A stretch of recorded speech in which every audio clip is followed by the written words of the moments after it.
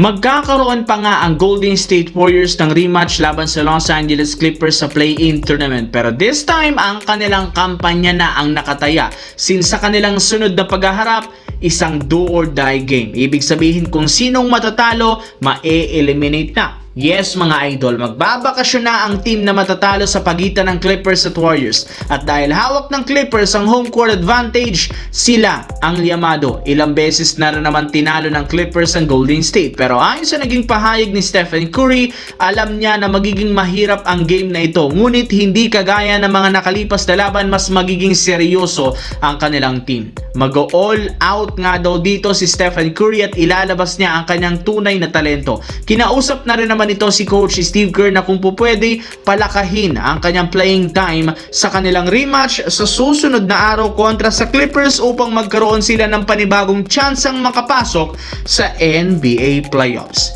Samantala, matapos nga maging official ang bakbakan ng Los Angeles Lakers at Houston Rockets sa first round ng Western Conference, may lumabas ng balita sa social media na dehado ang Lakers dito dahil wala ang dalawang star player na si Luka Doncic at Austin Reeves. Aminado dito si LeBron at si Coach Redick. Alam nila magiging hirap o sobrang mahirap ang kanilang serye laban sa Rockets na magsisimula sa Game 1 sa April 19. Pero hindi rin naman ibig sabihin na wala silang gagawa. Susubukan pa rin naman nila ang lahat para ma-extend ang serye habang hinihintay nila sina Luka Doncic at Austin Reeves. At isa sa mga game plan na gagamitin ang pag-shutdown kay Kevin Durant gamit ang pantapat dito na si Marcus Smart. Siya ang sinasabi ng Lakers na pipigil kay Durant gamit ang depensa at hustle plays nito. Inaasahang gagawin niyang hindi komportable buong game o buong serye si Kevin Durant. Maliban kay Smart, balak rin naman itapat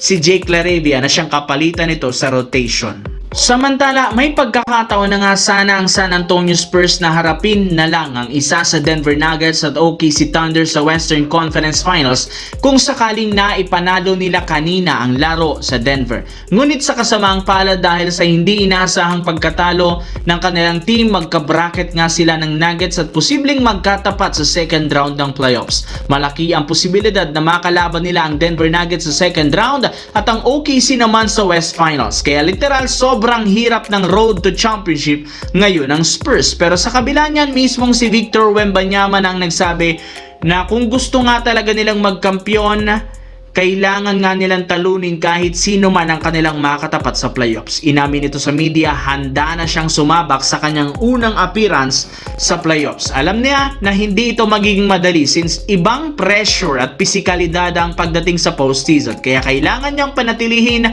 ang kanyang focus at composure para sa ikakapanalo ng kanyang kupunan.